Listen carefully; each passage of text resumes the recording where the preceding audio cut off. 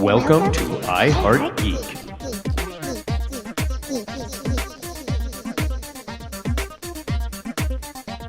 Hey! Hey! It's another episode of I Heart Geek. Hi, everybody. It is your girl, Courtney, Miss Geeky Page, and joining me today is Tyler, Blythe, and Kevin, and we're going to be talking about the first episode of Miss Marvel, the new TV show on Disney Plus. Hey, guys, how are you doing today? Woo. Doing good. Doing good. It's no the beginning complaint. of summer, and I'm an AC guy in Florida, so we're starting to feel it. He's the Florida man. Yeah, this episode was supposed to be recorded like hours ago, but Yeah, we had to deal with the Florida man and the AC thing. So Wait, sorry, nah. listeners, you had to wait a couple more hours for us. So let's talk about Miss Marvel. I'm going to pass it on to Blythe for just a quick second to give us a little background of the character Miss Marvel from the comic books, and then we will dive right into that episode. Take it away, Blythe. cool. So Miss Marvel first appeared, I think, right around 2012 when Marvel started doing its whole like revamp of the universe. They started with a bunch of number ones, and she was one of them. And since then, she's kind of taken the whole comic book industry by storm. She's a favorite character to many of the younger crowd, of the girls and women out there that really wanted like a standout character. She is generally an Inhuman, which we will definitely get into here because there is some on the fence things about that. Who got her powers by inhaling the Terrigen Mist, and then she took on the mantle as Miss Marvel, since Captain Marvel had dropped that that title years before. So it's very cool. It's very cool to see this character come to life for the MCU. It's different. It's a different show, right, guys? Than what we've gotten previously, especially on the coattails of Moon Knight. I don't think it could be any more different. Stark contrast there. So yeah, man. Like I said, super excited to see this character and to see how well they portrayed her, because there's some differences to the comic books that leaves a little bit of shadow into what's going on, but there's a lot of like really solid portrayals of her character. One thing I want to mention is she is considered the first Muslim superhero in the Marvel Pantheon. So that is really a rad thing. And she's also, I don't believe she's the first Pakistani character that they've had, but she could be very well the first Pakistani superhero that they have as well. So that's pretty amazing. So let's jump on into the episode. And we'll touch a little bit about what Blythe was saying about how different it is from Moon Knight right off the bat. Those credits that we get, very Scott Pilgrim-esque, very comic booky, very fun. What did you guys think? Tyler, what did you think of those opening credits? I enjoyed the quirkiness of it, the lighthearted, the bright colors. It was just, we just came off of an emotional time with Moon Knight and dealing with some deep stuff. And then they come out with this, and it's like, hey, just a nice shining light. It was definitely, it reminded me a little bit of not just like Scott Pilgrim, but like I watched Captain Underpants with my boys, and it had a real kind of bouncy feel like that with the animations in the background and stuff. So yeah, no, I'm digging it just for something different and refreshing. Yeah. Blythe, how about you? Yeah, really. I mean, I really dug the color scheme of it. I like how it transitions into her kind of, that's her art style that she does her YouTube videos in, and kind of what she doodles and things like that. It's funny that you mentioned Scott Pilgrim, because we'll get into her power set in a little bit, but surprised we didn't get dub on this one, because Scott Pilgrim-y, and also her powers are very Green Lantern-y. Like I said, the way that they've redone them, but we'll talk about that. But yeah, the way they've redone it for the show, it is very Green Lantern. So Kevin, I'm going to go to you because listeners, Kevin has a little girl and he watched it with her. So we're also going to get her thoughts on the show as well from Kevin. She's going to share. So Kevin, how about you? Well, I think everybody mentioned the color. It's a very colorful show, and they open it up with the color. I mean, it's completely different. The way they've done this show, um, it's entirely different. Just everything about it, with the color schemes, the little comic books coming in and out. Um, I will say though, I was really super excited for this show just because it's going to be a superhero for my daughter, and it didn't disappoint in that regards. It did it in such a good way of having a superhero for a kid. It's a little girl turning into a Mhm. superhero, and everything that includes, in regards to like the animation and the colors to bring the kids in. Yeah. And I think that's an important thing that we should probably talk about is while this is one of them, she is a Marvel superhero and this is an MCU show, it is geared toward a very different demographic than Marvel's really been bringing in before, and I think that's pretty terrific personally. I mean, with all the colors and everything, it's geared toward the young girls like Kevin's daughter's age, but it's also geared toward Southeast Asian and particularly the Pakistani. I have lots of friends who are Indian and Sri Lankan and Pakistani, and they are just enjoying this because it is a glimpse into their culture. And that's, I think, what we'll bring out next is it. While it is also it is a superhero TV show. We're also seeing the culture clash between a 16-year-old Pakistani girl who is very Americanized with her traditional Pakistani family. And I have to say, I love the dad. Yeah. Dad is so Dad's fun. I can't Dad's wait me. to see. I can't wait to see where they go with dad. So let's dive into that just a little bit. Let's go back around the room and see what everybody's thoughts were. I'm going to start with Wise this time. What do you think about the cultural significance of this? So, I mean, from everything I've seen, people I've spoken to, they really nailed it.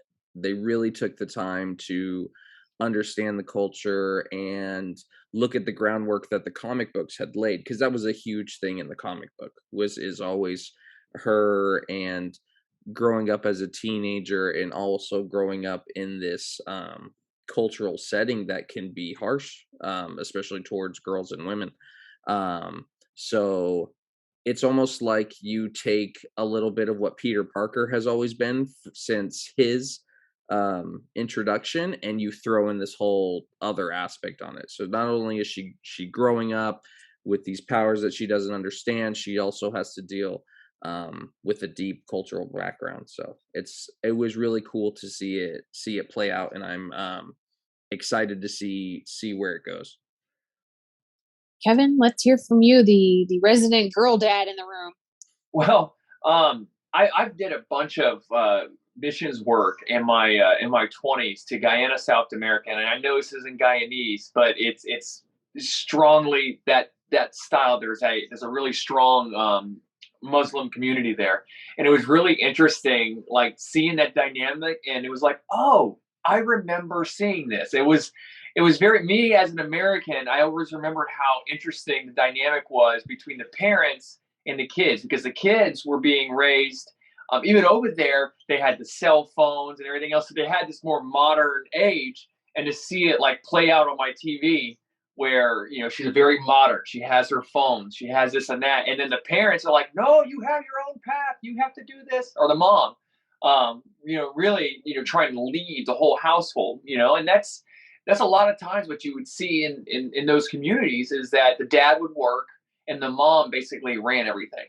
And then the dad would come home. I mean, dad, and it's very. It was just interesting watching it just play out, and I kind of appreciated uh, her attitude about the whole thing, because as a girl dad, I don't want uh, my daughter. She has to find herself, and me as a parent, I have to look and say, okay, well, what is it that she actually wants? And I don't know. It was just, I don't want to go too deep into the weeds on that, but it was such a very interesting. I appreciated it, the dynamic there. Very cool. Tyler, any thoughts? Yeah, no, it's cool to see the wide variety of representation we're getting. Yeah. Just because it is something different. We've been dealing with the Avengers and these very well known things for so long, And now it's like, okay, we're gonna start throwing other cultures. You may not, be aware of how they operate and stuff in their homes and how the family dynamics are and stuff. With Shang-Chi and now this, we're getting some pretty neat stuff. I did enjoy the dad, like you said. He seems like the dad that's like, no, you can't have any candy until you eat dinner, and the dad's like eating a candy bar and he slips you a half of it, like. Yeah, he does. um, I enjoyed it, and it's gonna be one of those things where you get to watch this little girl really deal with some deep stuff. Because as lighthearted as this show was and as bright and airy as it was also there was some undertones there of some pretty deep subject matter of her coming into her own while Absolutely. her mom wants her to go down a certain Mhm. path, because culturally Mhm. that's normally what they would do. But she's more Americanized, I guess you would say. And, she's kind of just finding her own way. And she is a rebellious teenager. I've been there. Yep. So she really was the way she acted and conducted herself in the episode is pretty much how I expected her to act and how to Yeah. conduct herself. Yeah, We've exactly. all been there. Uh, Mhm. so I know I'm gonna bring up the thing that I know there's been some stuff out there in the interwebs world where people are like, oh, this girl's kind of bratty, or this and that. Really, I just think she's just a teenager bucking the system a little bit, and there's a culture Mhm. clash there. Yeah. And Yeah, for sure. everybody through this whole Yeah. series, I think we're gonna see even her parents like have to come to terms and adjust and really just let her do her thing. And I don't know where the superpowers are going to come into that, but that's the fun part of it. I agree. I think that's a good place to segue actually into the power set that she gets. Um, in the Yeah, episode, we see a box arrives from her nanny, which is due for a grandmother. So the box comes from her grandmother, and inside there is the bracelet. And she's obviously very drawn to it immediately. Now we see mom take it away and throw everything in the box and then take a box away really quickly. So my question to everybody on our panel and to our listeners too, do you think mom knows what that bracelet can do and does 100%. not want it Yes. in Kamala's hand? Yep, 100%. Yeah. Yeah, everybody's shaking their head, guys, listeners. So just Yeah. everybody's agreeing that. Yeah, Yep. It I was agree. I very think moms obvious know. that she did Uh not huh. get along with her grandmother, and she's trying to keep Mhm. her Mhm. from the same thing because of that bracelet. Mhm. Yeah. Well, and I mean, I wonder if we find out that maybe mom did some stuff with the bracelet. Oh, She does not want uh, Kamala to have the same problems. Mhm. So that's very interesting. So, Yeah. but then obviously she gets it because she wants to add something to her Captain Marvel cosplay. Let's talk about the great friend that they've given her as a sounding board during this whole We thing, we don't Bruno. we don't talk about him. We don't talk We about don't talk about Bruno, but Bruno. I think this time we are going to talk about Bruno just a little bit. I know Tyler had mentioned earlier when we were talking about that he really liked Bruno. So yeah, let's what do we think? I think he's a good foil for our impetuous teen yeah. Miss It, it's Marvel. it's always fun having the nerdy guy who invents things, the gadget guy.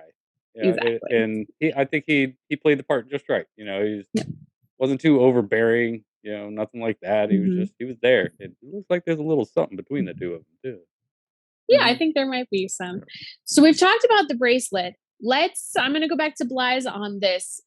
Obviously, in the TV show, she's getting her powers from the bracelet. But in the comics, Bly's, can you just let everybody know exactly how Miss Marvel really got her her her powers? And I think this is a good shift for the television show, personally. Yeah, so she got her powers with the she like we said before, she is an Inhuman. Um when you are an Inhuman, there's like a rite of passage test that they take in their society where they are exposed to a Terrigen crystal or Terrigen mist, and then they receive their powers. Um, there's kind of a couple different origin stories out there for her, but she's exposed to the Terrigen mist, and she gets her powers, and her powers are the ability to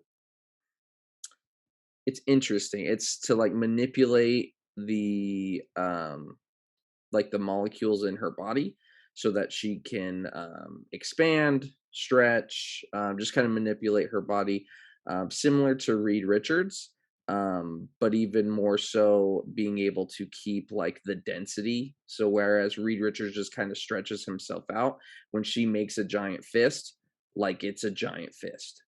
It's still dense, and she's able to fight and things like that. So it was interesting to see the way that her power set went in this, because we saw hints to that in what the bracelets can do, but it wasn't that. She's not just manipulating her body, like I said before. It's kind of like the Green Lantern ring. She's almost willing things into existence. And I think that's an interesting way to approach it in the TV show, personally. I think, and I'd like to hear what Tyler and Kevin think. I think because her powers are so, to a certain extent, similar to what Reed Richards does, and we're now getting an introduction of Reed Richards into the MCU, I think this was a good way to kind of switch them up so it just doesn't look like they just have the same type of powers. Sure. Well, Tyler and Kevin, I'd like to hear yours. Kevin, go ahead. It's interesting because so Marvel over the past however many years has really been science based. I mean, we've gotten into mystic arts, but we've really done things with like science, a lot of science things. Now, because we're going to be going with the mutants and everything else, we're starting to introduce body changes. You know, we showed Mr. Fantastic, and I think this was a great way to introduce her power, because it's still I don't want to say recognizable, but it still makes sense in the quote unquote Marvel universe that they've built. And then they're going to start building upon that more and more. So when they said they were changing the powers, I was kind of already okay with it because of that reason. I think they actually look really cool, and you still get your hand, you still get the stuff. And then it makes sense in the concept of the story so far, because we have not actually been introduced to the Inhumans on the moon. We've only been introduced to Black Bolt. Now, I have a theory that might happen at the end of this, but at this point, it makes sense in the story. I appreciated it. Yeah. Oh, that's good. I like that. I think we're all in agreement that it is a nice switch up. And I think it was done, honestly, to differentiate between her power set and Mr. Fantastic's power set. I think it works really well. I hadn't even thought of that. But it makes sense. And my knowledge of Miss Marvel is literally what I just watched. I have no real background knowledge on her. That's cool. That's good. So I'm actually learning here along with you guys. So everything Blythe is telling us stuff, I'm just okay. Now I'm putting it in the Rolodex. Yeah, but I think also too, it's probably a lot easier to do more of a projection. Yes. And when you got a massive room-sized fist doing something, it's probably a lot easier to make it look good when it's more like a dense projection, But I like the powers. It's pretty sweet. I like it. Now, the bracelet to me, and I have not said this to you guys when we were talking before, so I'm going to get your thoughts. I'm just kind of throwing this out. It almost has a very 10 Rings feel. Yeah. In design. And it could just be a design thing that they just kind of look similar, but it feels like a 10 Rings kind of Shang-Chi kind of element. I mean, but again, it just could be that it just kind of looks like that. Now, was the bracelet part of the comics at any point? Miss Marvel? I don't believe so. No. Okay. No, she's always just had as Blythe said, she's always just been able to manipulate the molecules in her body. So is it possible it could be some sort of like eternal tech thing too? Or do you think because of the whole crystal origin? It could be Eternals, it could be Inhumans. Because she has the background as an Inhuman in the comic books. Yeah. Maybe, and I mean, we talked a little bit, listeners, we talked a little briefly about this, the four of us, before we came on to record, is that it seems to me, and I think the guys are in agreement, that they're trying to reintroduce the Inhumans to everybody. Right. Whether it's going to be the Inhuman cast from the TV show that didn't work very well. I don't know. We do know that it is the same actor who played Black Bolt in the TV show as we did see. He reprised his role for that cameo in Multiverse of Madness. And in the comic books, Medusa sends Lockjaw to Miss Marvel to protect her and look after her. So I just feel, personally, I feel like this is Marvel's way of saying, okay, well, we have these really cool Inhuman characters. Our TV show bombed, but what if we start peppering them in other places and see if we can make them better than they were? As long as we get a Lockjaw. It would make sense. That's why she doesn't want to give, the mom doesn't want to give that bracelet to Camilla, because maybe she is an Inhuman and her grandmother is an Inhuman and her mom's an Inhuman, and her mom's like, no, I don't want any part of this. I want just a normal everyday life. So we're going to move to America. We're going to hide away, and then in all actuality, the mom this entire time knows that she's an Inhuman. That would be a great way to introduce them all into it. I love that idea. I could see that happening. I think Tyler, I think you're suggesting that maybe it's Eternals tech. There's some validity to that too. I think though that it might be more Inhumans just because of her comic background. Yeah, they could connect it that way. Flies. What do you think? We had Shang-Chi had the 10 rings. We saw a similar thing in the Eternals with their 10 rings that they were using. Now we have this bracelet that's giving her powers. And we also have, I forget which movie it was at the end of, but we have that post-credit scene where Shang-Chi, or who it's Wong, goes and takes Shang-Chi. And it is Shang-Chi. It was at the last, last part of Shang-Chi. So then we have that, which has Captain Marvel in that scene, and they say the 10 rings are sending a beacon. We don't know what it is, but it's calling to something. So we have all these cosmic aspects, and even the Inhumans. In the comic books, normally the Inhumans they live on the moon. Yeah. So they are themselves cosmic entities. So there's a lot of cosmic stuff going on right now, and I think they even in this episode of Miss Marvel, she says cosmic several times, and they end the episode on the mom going, "Well, do you want to be this or do you want to be something cosmic?" And she looks at her bracelet after mom leaves, and she's like, "Cosmic." Yeah. So something's there. You want to be this or you want to be a human? Now, in the terms of Inhuman Lockjaw, we talked a little bit about this earlier. There was an article that came out with the young actress who plays Miss Marvel. She said that she wanted a Lockjaw cameo, but they did not give her one. Now, we all know that Marvel actors lie like cheap rugs.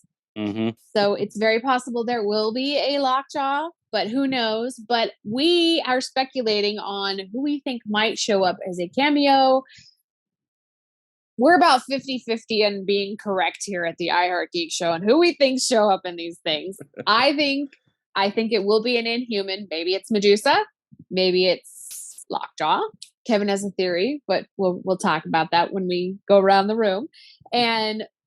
But we could also have Captain Marvel herself, Brie Larson, or Monica Rambeau may show up as well. I think any of those are valid cameos, but again, nobody show up. So who do we think might show up? I'm going to start with Tyler. Kevin, we'll do you last because you got your theory. Who I think will show up? Just spitball. It's not Mephisto. I think just because of how much it's. Well, no, Bruno's Mephisto. But we don't talk about him. I think just because of how much they show her idolize Captain Marvel, I think I feel like Brie Larson a very viable option. Yeah, just to give her a little wink and a nod, maybe. Just hey, kid, whatever. But I'd like Lockjaw. I want to see a giant. I want to see a giant bulldog. Lockjaw's easy to do because he's a big old CGI dog. Yeah, and they love their CGI at this point. Come on. They do love their Yeah. CGI. Right. Marvel's all CGI at this Elias, point. what do you think? It's probably going to be Jake Lockley. I think. Yeah. Him roll up. He's She's gonna gonna take out Bruno. She's gonna call a taxi. It's a dark ending. That It nobody is a was dark expecting. ending. It is a dark ending. All right, Kevin. Wow. Let's hear your theory. Well, I mean, obviously, it's Captain Marvel. Captain Marvel's definitely going to show up, but I would love this show that it's going through. They find out that she's an Inhuman, and the very last part, it's Lockjaw that does come, and oh no, we gotta go over here, and then that's who he takes, and that's kind of how they end the show, where Lockjaw's come. I think that would just make the most sense. So you're not having to have the entire show, because that's a big deal. You showing Lockjaw in an actual MCU property, that's like a big deal. You already showed Black Bolt, but it would be a great, almost like a Jake Lockley scene, an end credit scene where it's like, oh, there's Lockjaw, I gotta protect you, and and They teleport away. So I've got something for you, Kevin, that feeds into your theory here. So show ends, Lockjaw shows up. He's like, we got to go here. He ports her, and we see Captain Marvel, Brie Larson, Monica Rambeau, because they're all in the next movie together, and also Nick Fury, because the last time we saw him was in space. Yeah. Hey, we said it here first, guys. If we're right, it's all Lies and Kevin. And Bruno with a scroll. That's the thing. Oh, the MCU right now is building their worlds. So they're going to have your street level worlds, your cosmic worlds, your mystical worlds, and I mean that would really makes a lot of sense. I do. I want to go back to the Eternals for just one quick second, because the more I think about it, the more it makes sense that we might see something Eternals related as well, because we haven't seen the Eternals since their movie. Now, the movie didn't do that great. I think the consensus, it is one of the lower end Marvel properties. They don't even acknowledge it. I think even the fans I think even the fans of the movie acknowledge it. Yeah, I mean, and I could be considered a fan of the movie, and I'm saying it's low end Marvel property. So I mean, it might be that thing, but I mean, on the other side, flip side, it's the same thing with the Inhumans. That TV show was garbage. Yep. Yeah, it might literally be the worst of them all. It's terrible. It definitely is. Wow. Yeah, it's bad. It's very, very bad. I mean, we could go on about that, but I mean, it's like ridiculous when you have a character's named Medusa and her only power is her very cool, I can kill you with my hair, and then they cut her hair off in the first episode. They shaved her head. They shaved her head. Almost immediately. Spoiler alert. Oh, yeah, nobody's going to watch it. Nobody's going to watch it. But you can. It's on Disney IMAX Plus, showing but it's of not that good. show. Yeah. So, anyways, we'll get off the Inhumans kick, and we'll get back into Miss Marvel. Real quick with the Inhumans. Yes. One more thing. Last thing. Okay. They have been hinting of the Inhumans since after Endgame. This entire time with Captain America living on the moon. He's there too. That's not just something that they're just saying for nothing. Okay, so on the flip side of that, I read today. Yes. Okay. An article where that they are hinting that Evans will be back. Yep. As Captain America. He has said no, but it's not a hugely emphatic no. And it's like we mentioned at the beginning of this, Marvel actors lie like they drugs. like to redirect, because they're very good at this. They're very good at this. He gave one condition or something. Yeah. And he said I don't want to because of the high note. But yeah, that's the thing is they've been building that they're going to be, I personally think, bringing back the Inhumans in some way. And I mean, they really brought that home with having Black Bolt be part of the Illuminati in Multiverse of Madness. And just the sheer fact that Miss Marvel is herself an Inhuman and spends a lot of time in the comic books with Lockjaw. I mean, it's I think it's coming, but that could again be us. But one particular scene that I really, really loved, and I think a couple of you guys mentioned it when we were talking earlier, that we're like, when there is the back and forth texting conversation after Kamala asks her mom to drive them to AvengerCon, and she's texting Bruno. I loved how they incorporated the emojis and the texting into the buildings and into the world as they were going back and forth. I thought that was really fun and interesting. And it kind of, nobody's mentioned this, but it almost has a Tron, like an old school Tron feeling when they did that kind of stuff to me. But they're getting so what did super you guys think? creative. You know, they're going off the chain with being creative with this one, you know, and it's cool because it's there. You can do it with this one. If you did that in Moon Knight, it'd be a little odd. Yeah, it's a little odd. Yeah. You know, but with this one, it works. You know, you got the little, as she's talking and saying, "Oh, I could do this with my costume, and I could do this and this and this," and you see all her ideas popping up. You know, following her around the neighborhood. I love that. I love that scene too, where she's talking about the plan and everything. I'm glad because happening around them. Yeah, I don't know how many movies I've seen where somebody texts and you see the little text bubbles in the screen and stuff like. Oh, it's such a visually pleasing show. Yes. It's very visually pleasing with the colors, with the texting, with the pictures and the movement. It's very visually pleasing. Yeah, I agree. I love the subtlety of her imagination too. So like when in that scene where she's imagining like how they're getting to AvengerCon and all that going on, and in her thought of it, Bruno is Tony Stark. He's got the beard and the glasses, and he's all clean cut. And then when they actually get there, he's Tony Stark. No, he puts on the lab coat and he's like, "I'm Bruce Banner." So he went the easy way of trying to portray an Avenger scientist. Like, he's a science bro. He's her Tony Stark. He creates the gadgets. You know, he made her the proton gloves. And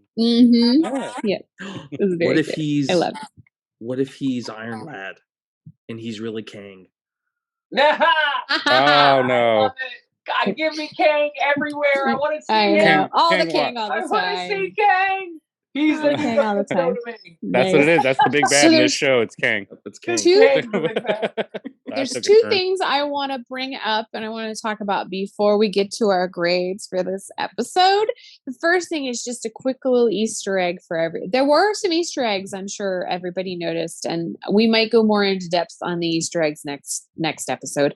But the one that I really loved, and I'm sure Bly's caught it, when there's a plaque on the side of the wall when she goes into school. On that plaque is a list of names. Those are her creators. The very first one is G. Willow Wilson. G. Willow Wilson created Miss Marvel. So those are all the Miss Marvel characters. So let's talk a little bit about Avengers Con. What a fun and interesting way of messing with all of us nerds watching this, going the first ever Avenger Con. It's not even comic book accurate. It's just like sexy Miss Marvel or Captain Marvel. Right, I loved it. And what's funny is it literally that is convention accurate. Well, and what cracks me up, it looks like a cross between Brie Larson's costume now and the original comic book version when Captain Marvel when Carol Danvers was Miss Marvel. Because she was cosplay. No, the girl that they were angry the other about. Girl, the one she saves where she's in the bathing suit, because that's literally what Carol Danvers used to wear. She used to wear the black bathing suit with the bolt and all that kind of stuff. So I love it. I felt like it was this whole tongue-in-cheek, hey nerds, we know you're watching. This is what you guys are like. Blythe, what do you think about AvengerCon? So AvengerCon was a huge part of this episode. There was a lot to really unpack there. We got it as a little bit of a it wasn't really a throwaway line in WandaVision, but when Monica Rambeau says that Captain Marvel came, or Thanos was going to bombard the planet until Captain Marvel came, and I forget what the exact wording was, but come down. And then that was the first moment we had where we're like, how do people know? How do people know that went down in that battle? Yeah. Because that's a very specific thing to know that Captain Marvel just came out of nowhere. But we find out in this. Scott Lang has his own As a podcast. podcast. Of course he does. Of course he does. And completely he's forgot not about going to this. keep anything quiet. No. Oh, Yeah. he's releasing government secrets. Oh, yeah.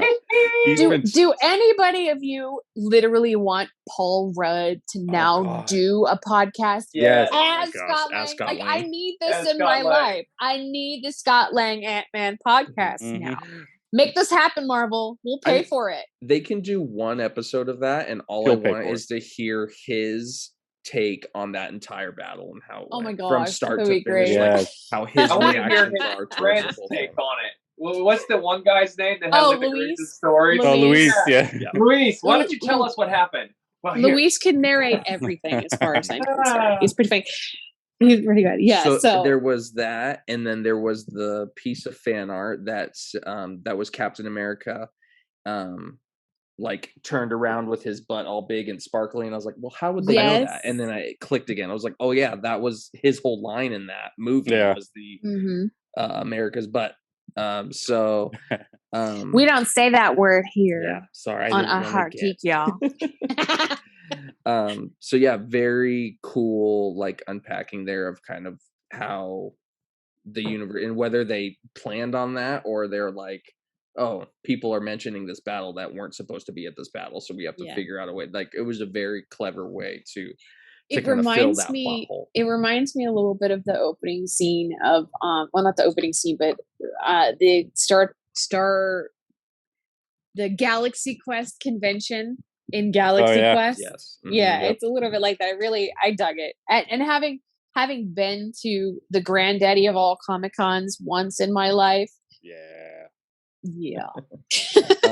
It was also nice to see them go back to I forget the specific place in New Jersey, but the place where Steve Rogers became Yeah, Captain they went to America. Camp That- Lehigh, which is yeah, where Camp Lehigh, where yeah. Stevie started his career. That's the other thing is there seems to be I'm just going to deviate for one quick second and then we'll go back. I'm sorry, but that's the other thing that seems to kind of lend, in my opinion, a little validity to that. Evans might be back as a quickie as Cap. Maybe not full time because we have Sam as Captain America, but they never really stop mentioning Steve Rogers as Captain America, even though at this point in time in Kamala's world, Sam Wilson is now their Captain America. Sure. But there's still little nods here and there throughout the through lines of all of this stuff. So I don't know. Maybe it's just me wanting to see Chris Evans in the Star Spangled Man costume again. I don't know. It sounds like you just want a quickie with Captain America. That's American, but A quickie conversation, of course. Yeah, And we of course. we will move on from that topic before Blythe and I get in trouble with the boss Where's man. that who guitar at? reviews the- I have no comment. Anyways, there's one other thing I want to talk about, and I have to admit, I was like Kevin, and I missed it completely. There's an end credit scene, kids. For those of you who haven't seen Thank it, you, Tyler. walk away. Always and then come wait. back in like 5 minutes, or just go sit down and watch the end credit scene because I missed it. But both Tyler and Blythe told Kevin and myself about it because we didn't realize. And I get it. I get So- it. There's been quite a few episodes we wait around and go, "What? Hey, and there's nothing there. I've been waiting here." Yeah. So let's talk about that. And I'm gonna give it over to Tyler and Blythe because they caught it. They stayed to watch, and I did not. So Tyler, tell us a little bit about it, and then Blythe, if you want to give us a little background on what's going on. I brought it up because I had questions, many questions. Like, what are we looking at? Because they show this lady bring her, Miss Marvel, the event at the con to this fella's attention. And obviously we're at an agency of some sort. And he's like, yep, go get her, and okay, what's going on here? What are we looking at? Who's going to get her? That was my big question. Blythe, tell us who's going to get her. From my understanding, that is the DODC agent, Department of Damage Control, that was working on the Peter Parker case in Nowhere Home. So they are actively, what it seems to be is that Damage Control is actively looking for powered individuals, and maybe specifically underaged powered individuals. In the comics, there's a storyline that's similar to the almost kind of like the Civil War storyline. It's basically the Sokovia Accords, but for underaged kids with powers. So we may see that, or we may be seeing them gathering the Young Avengers. That's would what be I'm hoping. We That's have what I want. currently we have A Miss lot of them Marvel, now. we have Wow. Kate Bishop, we have Mhm. Patriot, we have We have Yelena. Yelena. I don't think I don't think think she's going to be a Yelena. She's Thunderbolt. gonna be I a don't think she'll Thunderbolt. be. Yeah. Yeah, I she's think going to be a she's too Thunderbolt. old Older, at this yeah. point. Yeah. Yeah, But we've got Wiccan and Speed. I don't know. I don't know if they're going to be in it. Somebody You does. know what though? I mean, Yeah, the thing somebody is, we has know that Wiccan and Speed exist in a Sure. different Mhm. universe. Right. Same thing with Kid Loki. Kid Loki Yeah, Kid exists out there Loki. too. Mhm. So there's a lot of Young Avengers. I forget the kid's name, which he's a little bit older too, but the one who was working with Sam during Captain America and the Winter Soldier. Oh yeah, the guy who plays Falcon. He takes He's up the older too, yeah. though. He's Yeah, older he too, takes though. up the But you mantle never of know. Falcon. You never know what they're going to do. Eventually as a Young You never Avengers. know. So yeah, there's Mhm. there's a lot of that too. So they could also be gathering. That Mhm. scene felt very Nick Fury. Here's the Avengers Initiative Mhm. to me. Yeah. Like, So if go get her, bring her in. I like if it. you missed it, guys, make sure you go sit back and watch it. I have to watch it because I missed it. But thanks to Tyler and Blythe for pointing it out, because you never know. I know I said I only wanted to talk about a couple more things, but there's one more thing I want to bring up because we speculated about it in our little chat, because we always talk about this before we come on and say hi to you guys about it, so that we don't sound like a bunch of dorks and don't know what we're talking about. One thing that we speculated about is when she puts the bracelet on, she seems to go somewhere for a few minutes or a few seconds, and then she comes back. What do we think that is? And I would like to mention that we had speculations, but none of us were talking about the Inhumans at that time. So does that change your speculation in it? So let's see what everybody thinks. When she puts the bracelet on, where do you think she goes for that few seconds? Kevin, where do you think? Of course, you're going to start with me. I Of absolutely course. have no idea. This is one of the few times that I just here for the ride on this one. So, guys, tell me where you think she's at. All right, Tyler, let's hear from you. What do you think? I'm gonna pull up a chair right next to Kevin because I have no clue. All righty. I saw that and it did. It like, well, hold on. What's What this? did just happen? Because she wakes up. She's like, Yeah. did you see that? Of course, nobody saw that. So that didn't really Somewhere. happen. Yeah. Okay, so what's the deal? Blythe, what do you think? So first of all, I'd like to just say that is one of the beautiful things about this show so far, is that even for people who are into the comics and know the lore about Miss Marvel, there are still things that we can't quite pinpoint down because of the way that they're doing little bits of changes. And it's making it fun for people like Tyler and people like Kevin, because you don't know everything that's going down. You don't even know enough to kind of theorize on, right? So it's all just going to be new and just exciting from that point forward. But what I had originally thought, and I'm actually going to stick to this one, is I think it's like the Pakistani afterlife. We've been dealing a lot with gods, right? So we have the Wakandan afterlife. We've had the Egyptian gods that we dealt with in the astral plane. We had the Egyptian gods that we dealt with, where they also went to the astral plane, and we learned that the astral plane changes based on your beliefs. Exactly. And that's the thing, and that's another thing to call out too, is that all these afterlives all have a purple kind of hue to it. So there was a lot, and of course we have the Norse gods. The Norse gods coming and up. Thor, we have and we're gonna have Greek gods because we're gonna have Zeus in Thor: Love and Thunder. Not to interrupt, but I wanted to throw those in. Sure, yeah. There's a lot of gods in play right now, and it seems weird to be putting all of this background into gods and the astral plane and things like that, and really not use it. So I think that's what that was. I think maybe it kind of messes with the Inhumans theory a little bit, but maybe the powers come from that plane of existence. Maybe they are an ancestral power and not an inhuman power. We almost did a little bit of the ancestral stuff in Shang-Chi as well. Yeah. Oh yeah. So that was a good. I really like that theory. I'm gonna play the other side of it though, just because we need to have both sides of it. I think.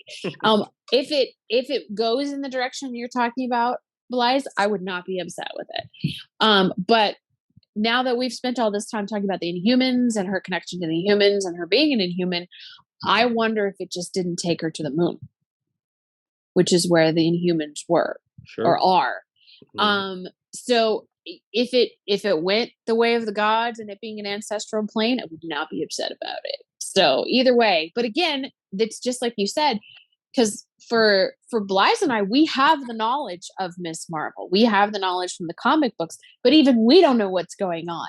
That's what's so great about all of these Marvel properties that they've been throwing at us is that.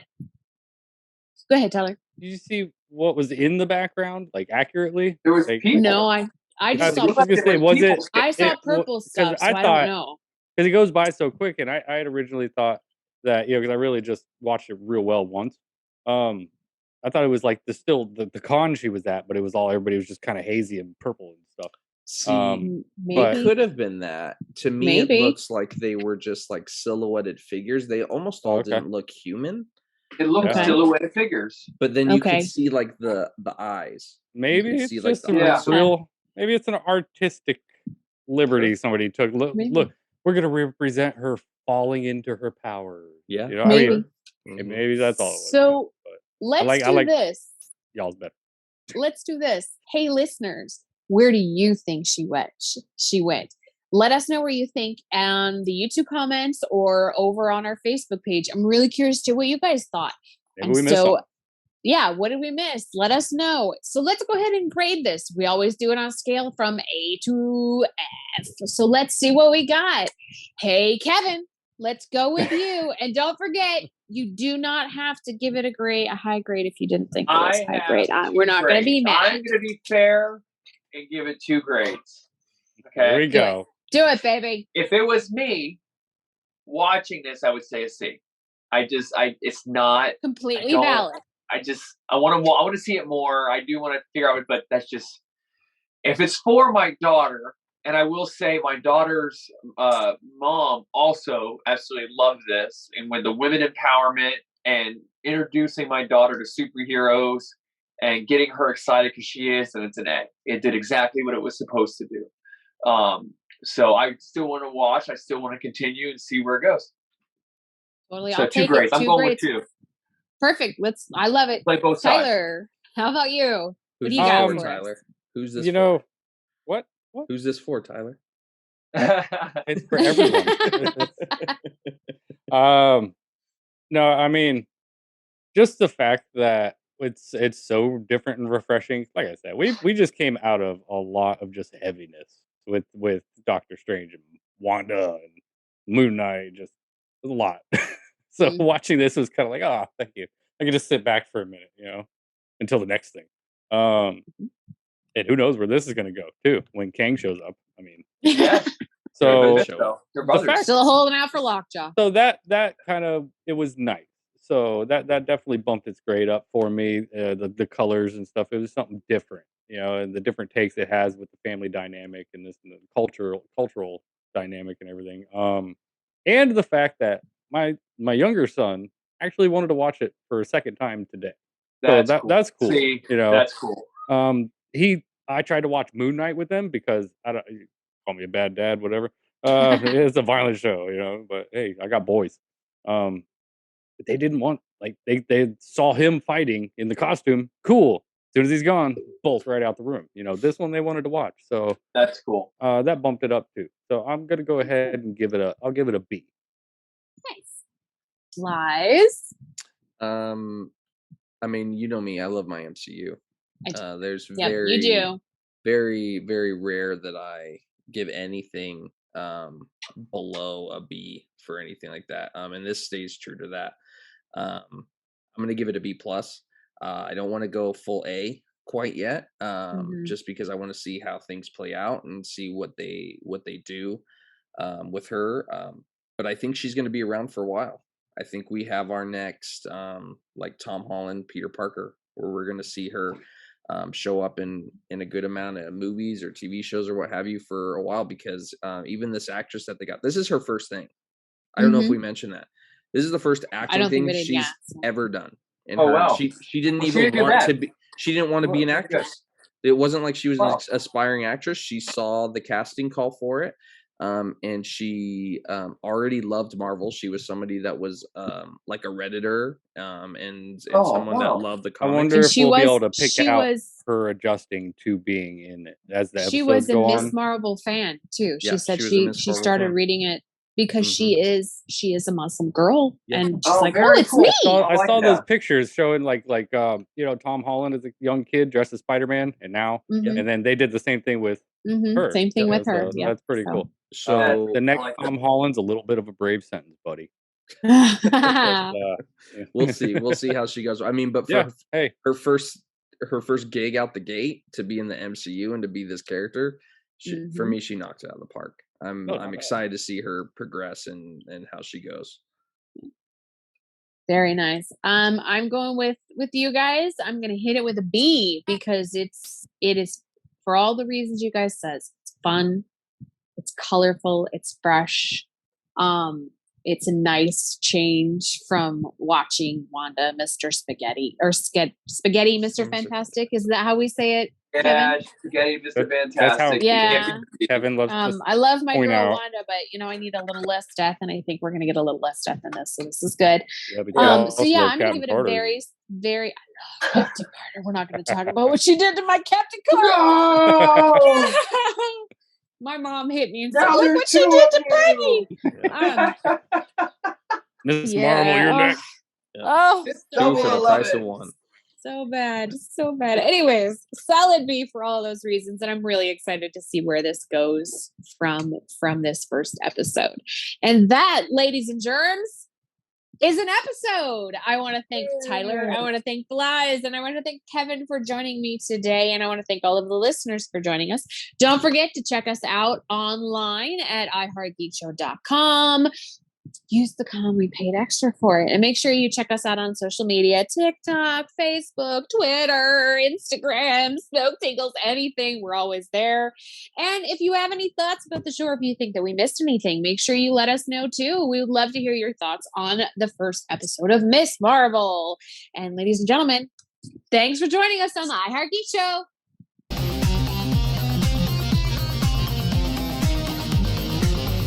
You have been listening to the latest episode of the iHeart Geek Show. Make sure you visit our website at www.iheartgeekshow.com. Make sure to follow us on Instagram, Twitter, and Facebook. And if you check us out on YouTube, make sure to like, comment, and subscribe. And keep on geeking on to all of you geek rock stars.